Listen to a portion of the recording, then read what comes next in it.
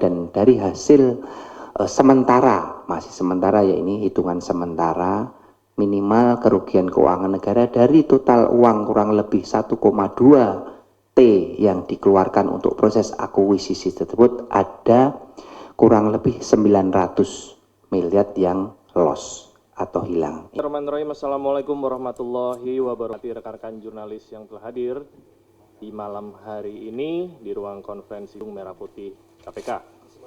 Pada malam hari ini, Komisi Pemberantasan Korupsi akan menyampaikan rilis penahanan tersangka untuk perkara ASDP yang lengkapnya akan disampaikan oleh PLH Direktur Penyidikan Bapak Budi Sokmo. Untuk selanjutnya waktu dan tempat kami persilakan. Terima kasih. Assalamualaikum warahmatullahi wabarakatuh. Yang saya hormati Pak Tesa, Pak Juru Bicara KPK, rekan-rekan wartawan yang saya sangat hormati, yang sudah cukup lama ya menunggu untuk press release perkara ini. Jadi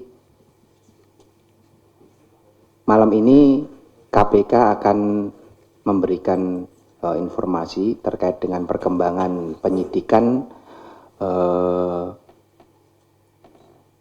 terkait akuisisi yang dilakukan oleh PT ASDP terhadap perusahaan Jembatan Nusantara. Jadi seperti rekan-rekan semua ketahui bahwa sejak 19 Agustus 2024 KPK telah menetapkan 3 orang tersangka dari Dewan Direksi ASDP dan 1 orang swasta, yaitu pemilik dari Jembatan Nusantara. Kemudian per hari ini KPK melakukan upaya hukum atau upaya paksa terhadap tersangka-tersangka tersebut, yaitu akan melakukan penahanan, yaitu terhadap tersangka IP, MYH, dan HM. Nah, untuk kronologis ataupun fakta-fakta atas perbuatan-perbuatan dari tindak pidana yang kami sangkakan atau KPK sangkakan tersebut akan saya jelaskan kurang lebih sebagai berikut, yaitu sekitar tahun 2014 pemilik PT Jembatan Nusantara atau yang sekarang juga sudah ditetapkan sebagai tersangka, Saudara A, sudah menawarkan kepada ASDP untuk melakukan akuisisi perusahaan miliknya, yaitu PT JN.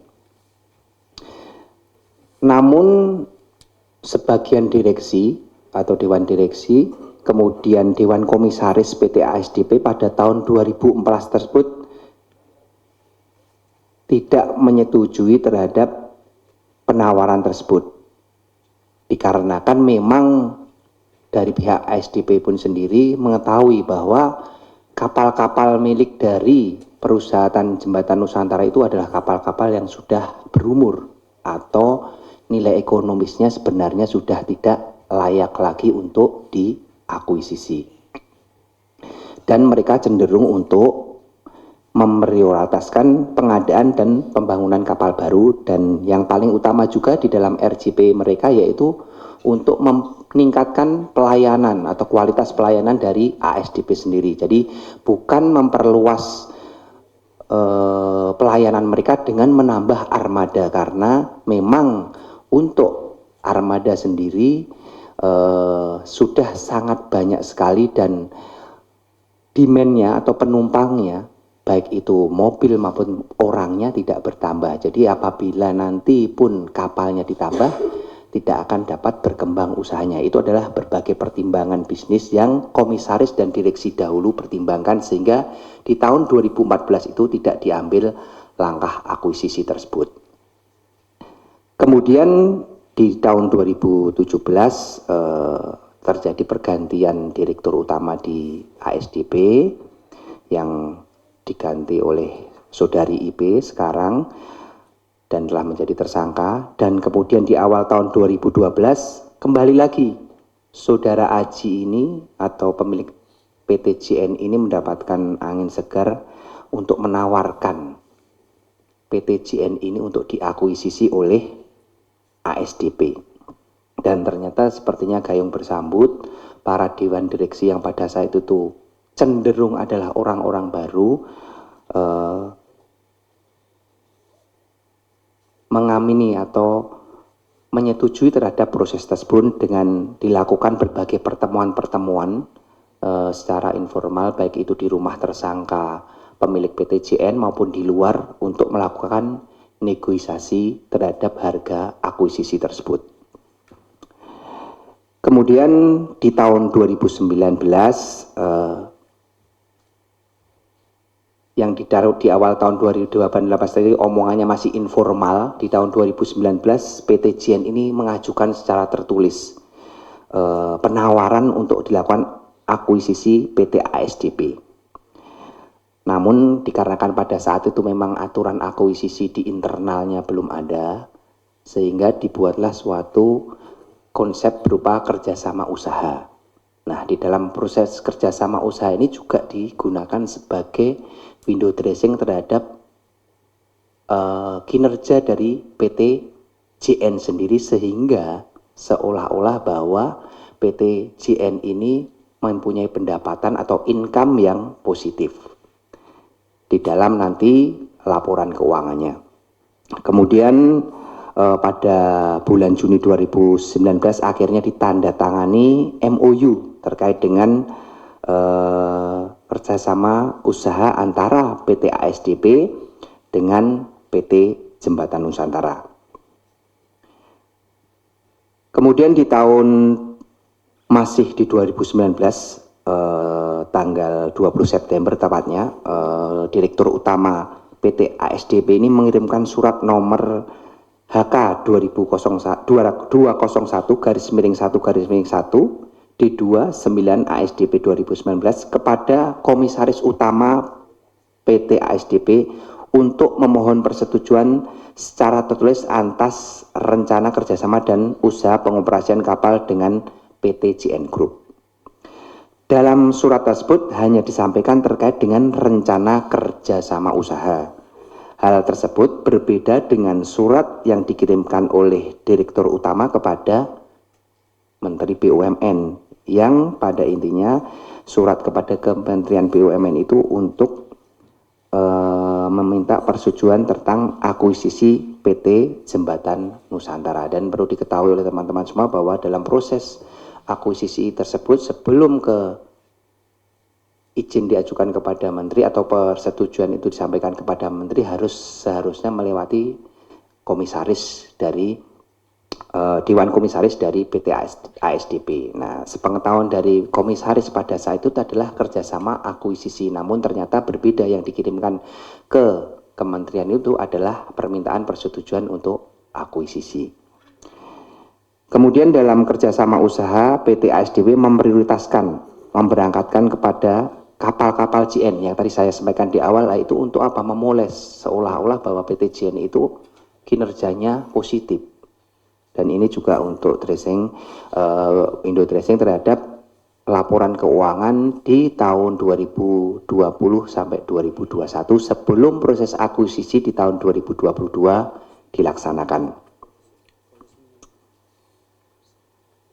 PT ASDP sebenarnya belum mempunyai pedoman internal terkait dengan proses akuisisi, sehingga pada saat itu Saudara IP selaku Direktur Utama memerintahkan kepada bawahannya untuk membuat satu aturan internal atau peraturan direksi terkait dengan proses akuisisi tersebut dengan berbagai hal yang dikecualikan yang bertentangan dengan aturan di atasnya. Nah, setelah ada payung hukum secara internal di ASDP, proses akuisisi pun dilaksanakan. Dan satu hal yang perlu menjadi perhatian adalah setelah proses akuisisi tersebut dilaksanakan, aturan dikembalikan lagi ke aturan sebelumnya yang tidak diboleh berlakukan proses akuisisi di PT ASDP. Kemudian di tahun 2020 setelah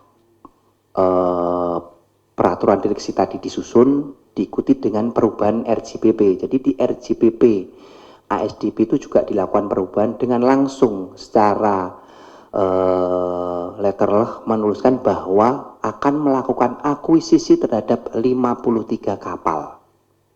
Nah, jadi ini sesuai dengan kapal-kapal milik Jembatan Nusantara yang akan diakuisisi. Jadi jangan sepertinya langsung menunjuk langsung bahwa di dalam RJPP-nya tertulis 53 kapal dan ini klop dengan kapal yang dimiliki oleh Jembatan Nusantara.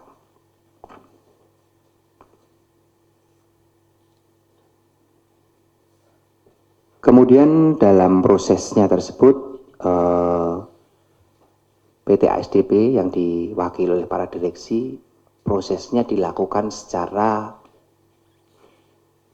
tidak BCR, yaitu tidak dilakukan dengan itikat baik, kemudian konflik of interest terhadap proses tersebut, ya diantaranya apa? Seharusnya proses akuisisi dilakukan setelah valuasi oleh Dewan Penilai, diperoleh nilainya. Namun faktanya kita peroleh bahwa negosiasi yang secara informal di tahun 2018 telah dilakukan itu untuk menentukan harga terlebih dahulu antara pemilik PTJN dengan PT ASDP. Setelah disepakati harga dengan keduanya antara direktur Dewan Direksi PT ASDP dan PTJN, baru digunakanlah tim penilai yaitu KJPP untuk melegitimasi terhadap negosiasi harga tersebut. Jadi pada intinya apa yang dilakukan oleh KJPP tersebut itu tidak melakukan valuasi sesuai dengan keprofesionalnya sebagai tim penilai, namun hanya menginput nilai sesuai dengan nilai negosiasi yang telah disepakati sebelum dilakukan valuasi oleh KJPP. Kemudian kejanggalan-kejanggalan lain yang diperoleh di sini sudah kami peroleh alat buktinya. Kemudian kami dari tim penyidik dan KPK telah melakukan koordinasi dengan auditor yang akan melakukan perhitungan kerugian keuangan negara, dan dari hasil sementara, masih sementara ya ini hitungan sementara, minimal kerugian keuangan negara dari total uang kurang lebih 1,2 T yang dikeluarkan untuk proses akuisisi tersebut ada kurang lebih 900 miliar yang loss atau hilang. Ini disebabkan karena apa? Memang kapal-kapal yang diakuisisi oleh perusahaan ASDP atau PT ASDP ini sebenarnya memang tidak layak dilakukan akuisisi karena umurnya dari 53 kapal yang berumur di bawah 22 tahun hanya 11 kapal, sedangkan sisanya sebanyak 42 kapal, kurang lebih 10 umurnya hampir 60 tahun, kemudian 20-an umurnya di atas 30-an tahun. Jadi ini yang membuat keyakinan dari kami tim penyidik serta JPU bahwa memang telah terjadi perbuatan melawan hukum yang mengakibatkan kerugian keuangan negara yang hingga hari ini kami estimasi namun belum selesai ya, karena belum semua komponen dimasukkan karena memang ada beban-beban lain yang harus ditanggung oleh PT ASDP akibat dari proses akuisisi tersebut. Dan per hari ini kita KPK telah melakukan upaya paksa yang tadi saya sampaikan, melakukan penahanan terhadap para direksi dari PT ASDP yang terlibat langsung terhadap proses akuisisi tersebut. Ini saja yang bisa kami sampaikan terkait dengan perkembangan penyidikan proses akuisisi PT ASDP. Terima kasih. Kalau nanti ada pertanyaan terhadap teman-teman sekitar seputar PT ASDP akuisisinya ini, insya Allah akan bisa kami sampaikan jawaban sebaik-baiknya. Demikian, terima kasih. Wassalamualaikum warahmatullahi wabarakatuh.